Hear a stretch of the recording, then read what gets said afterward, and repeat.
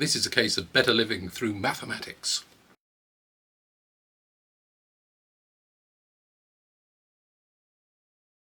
In his 1870 memoir of Jane Austen, her nephew James Edward Austen Lee writes that in 1801, whilst on holiday in Sidmouth with her family, Jane Austen met a young man, and they developed a friendship which looked to be turning romantic. In fact, it felt very likely that a proposal was in the offing. This young man leaves, expecting to come back quite soon when there would be some kind of proposal, but unfortunately the next thing the Austens hear about this young man is that he's died. Yes, very little is known about this young man. However, it is likely that he was a clergyman, and it is likely that the Austens were informed of the young man's death by his brother, who was a local physician. On the face of it, this seems to be very little information to base any kind of identification upon. But maybe we can try. Now, I should point out at this point that somebody else has claimed to have identified this young clergyman. In the book Jane Austen and Unrequited Love, Andrew Norman claims that it was a young man called Samuel Blackall, and indeed finds one or two people mentioning Samuel Blackall as a potential suitor to Jane Austen. There are a couple of problems with this identification. One, that he was known to Jane Austen as a parson or clergyman attached to the Lefroy family, more of which later. And the second thing was that he lived to a ripe old age, into his 70s. So the whole idea that he died is misinformation. I should point out that the reason to mention the Lefroy family is that one of the earlier romances of Jane Austen when she was a teenager was with a man called Tom Lefroy. And this does seem to have been a bit of a passion. We're not entirely sure whether or not Jane Austen was fully in love with Tom Lefroy. She does sometimes seem to be trying to pull the wool over people's eyes. There's not really a word for it, but it's that situation when you exaggerate your true feelings, knowing that people will believe the opposite. The Germans probably have a word for it. They've got lots of words like that. It's sort of a mixture of hyperbole, but expecting people to believe the opposite.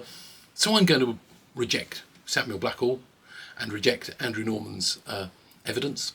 You can read the book and decide for yourself whether or not he's right. I've read a bit of this book, and I'm not entirely sure. He attributes the subjects of Jane Austen's letters to the wrong people. It's usually said that she's talking about somebody else, and he thinks that she's talking about Samuel Blackall. He also makes a big thing about a jealousy between Cassandra and Jane, and there's almost no evidence of this. So, having rejected Samuel Blackall and being somebody of a somewhat mathematical bent, I thought I might try to calculate who the Sidmouth boyfriend is, or calculate the likelihood of finding out who the Sidmouth boyfriend is. I took inspiration from the Drake equation. The Drake equation was thought up by a group of scientists, including a certain Frank Drake, after whom the equation is named. And it basically is all about working out whether or not, within all the many, many stars in the galaxy, any of them would be capable of sending a message to us right now, or existing as a civilization like ours right at this moment.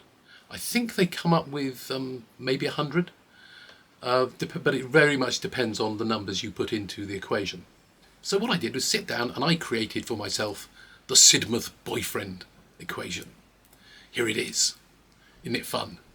So let's go through the different things. SB, of course, is Sidmouth Boyfriend, but let's talk about some of the other variables. Our first number is NC, which is the number of Church of England clergymen in 1801. We actually know an approximate figure for this. It's about 18,000.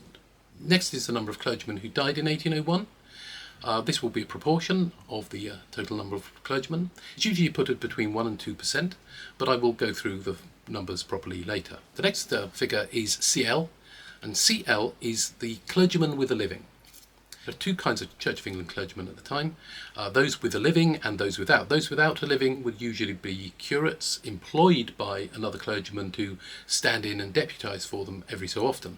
It is highly likely that Jane Austen Sidmouth Boyfriend was a clergyman with a living. We know from Jane Austen's writing, if nothing else, that there's always a lot of impetus and pressure for a clergyman to get married after he gets a living. The next figure is DS, which is the proportion of clergymen who had died in the summer months.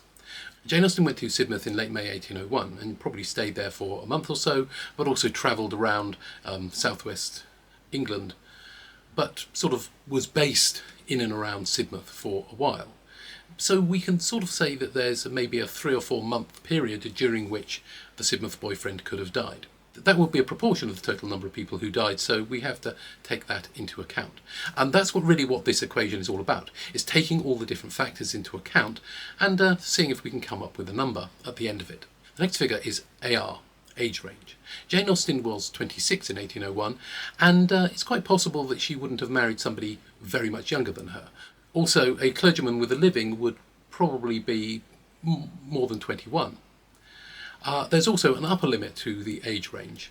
Probably somewhere around 45 would be a maximum. That would be the same age difference as, say, the difference between Mr. Knightley and Emma. Going through this equation, you will notice that I do slightly highball the figures. Everything is slightly more likely. This is because if you use very small probabilities, you get down to single figures rather too quickly. And that's potentially dangerous. But yeah, 22 to 45 I think is a pretty good age range. One of the things to point out about life expectancies at this time is that they are skewed by a very, very high infant mortality rate. Life expectancy might be in your 40s, and people sometimes take that to mean you're not going to live past your 45th birthday. But actually, people have always lived quite a long time, and people reaching their 70s would not be uncommon in Jane Austen's time. But this is also a time when maybe half of the population don't survive past their 5th birthday. The next figure is SM, or single or married. Now, we should remember that we are making the assumption that everybody is telling the truth here. This might just be a fanciful tale told by the family long after Jane Austen died. But, as I said before, when you get a living, there is a lot of impetus for a clergyman to get married. So, quite a lot of people would be married. But one of the things we shouldn't neglect is the idea that maybe Jane Austen is falling in love with a widower, someone whose wife has died and is looking to marry again. That is, of course, a possibility, and that will affect the proportion when we come to calculate it. Our last figure is BP, and this is the proportion of clergymen whose brothers were physicians. This wouldn't have been that uncommon at the time, because both clergyman and physician would be seen as gentlemanly professions. This is for people who aren't quite gentry, but are approaching gentry. So let's put some numbers in here. I've already said how many Church of England clergymen are in England. I have not included sort of Church of Ireland, Church of Scotland, or Church of Wales, any of the other Anglican denominations here, but 18,000 is a pretty good figure for the number of clergymen in England in 1801, so we'll stick with that.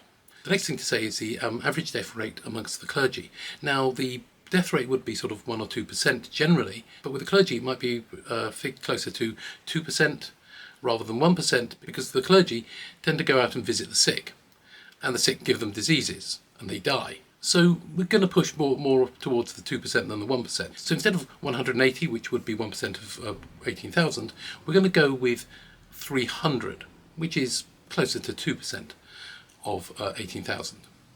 Next we're going to do the number of clergy who have a living. Now, it's a little bit difficult here because any large living you would employ a curate, but a small living you probably wouldn't. So I'm going to say it is about 2/3 the proportion of clergy with a living. So that would go from 300 down to 200. Next we have the number of people who die in the summer months. We're counting sort of June, July, August, September. It's about 4 months. Now, in those summer months, actually, the death rate is rather higher than it is for the rest of the year, apart from the winter. But we're only dealing with 4 months, so it sort of would even out at around about 50%, I think. So we go down from 200 people to 100. The next we have age range. Now we've gone between 22 and 45 as our age range. Well, people older than 45 are more likely to die than people younger than 45, but at the same time there will be fewer of them anyway.